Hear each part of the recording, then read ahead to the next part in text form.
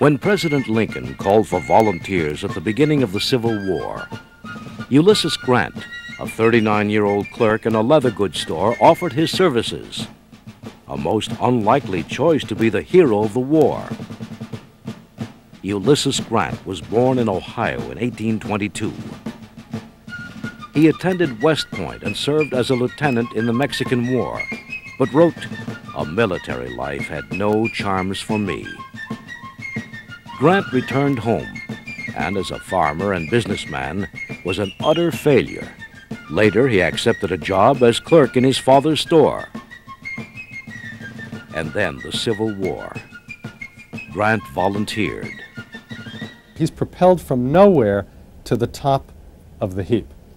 To understand Ulysses Grant, we have to start with that kind of biography, because we have to see him as somebody who was unsuccessful, who indeed was viewed by everybody and probably by himself as a failure, until the Civil War gives him a chance to become a great general.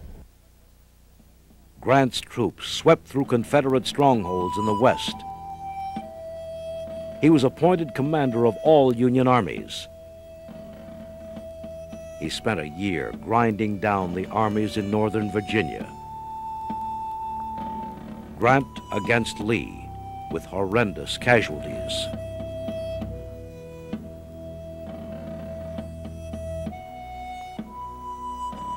After Lee's surrender and the troubled presidency of Andrew Johnson, the White House was Grant's for the asking. He won a resounding victory and took office amid high expectations. The Grant years were eventful. Booming industry had created what some call the Gilded Age.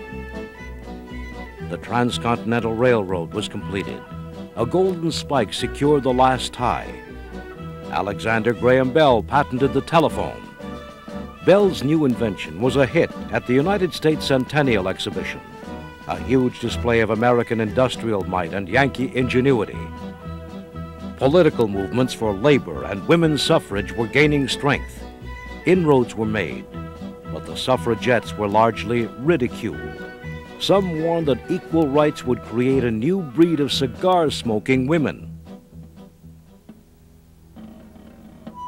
But there was a full measure of tragedy, too. Settlement of the Wild West and fierce campaigns by government forces were rapidly shrinking Indian lands.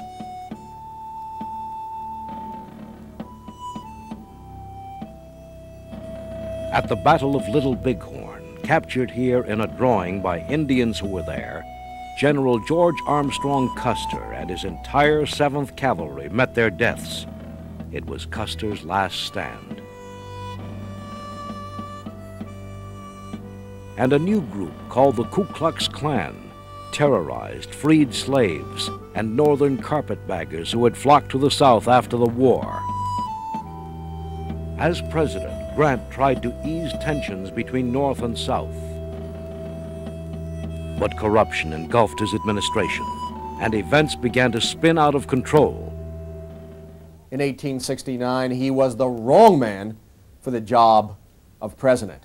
He was an individual who didn't really have any political experience, who didn't have a broad vision of what was needed with respect to public policy in the United States, and who tended to rely on cronies and friendship in the formation of the cabinet. And the cabinet was much more important back in those days than it is today.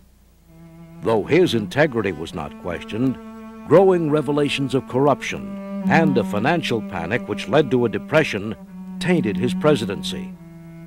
Before leaving office, Grant apologized to the nation.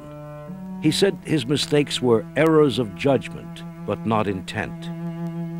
Almost 20 years later, penniless and battling cancer, the ex-president struggled to complete his memoirs to earn money for his family. He finished on July 16, 1885, just 1 week before his death. The troublesome relationship between Andrew Johnson and the Congress had a lasting impact on the executive office. For the next 30 years, a series of relatively weak presidents would occupy the White House.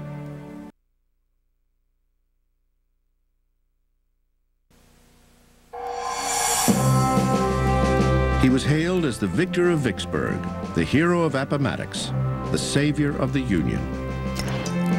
If there had been paparazzi in the late 19th century, no American's picture would have been more coveted than that of General Ulysses S. Grant. There were no movie stars in that period of time. There were very few authors that were well known. There was no television. Grant was as close to a star celebrity in the United States in the late 1860s and 1870s as you could have had. Well, in 1868, there's no doubt but that Grant was the most popular man in the North. It was almost a shoo-in to become the Republican presidential candidate. I think enough people told him that he should be president that he kind of became convinced. And why not become president if people are willing to make you president, right? Number 18, Ulysses Simpson Grant, Republican, 1869 to 1877, 46 years old, from Ohio. At the time, he was the youngest man ever to be elected president and the first West Pointer. He was also the first to be elected without winning a majority of the white vote. That's because blacks in the South were allowed to cast ballots for the first time, and roughly 700,000 did, 12% of the total vote. They voted almost, I think, to a man for Grant. They viewed him just as they had viewed Lincoln, as central to their emancipation. Loyal to a fault, the silent general was humble and shy. As a soldier in the field, he would bathe in a closed tent so others wouldn't see him in the nude. He was also a surprisingly good artist. Some of his drawings and paintings still survive.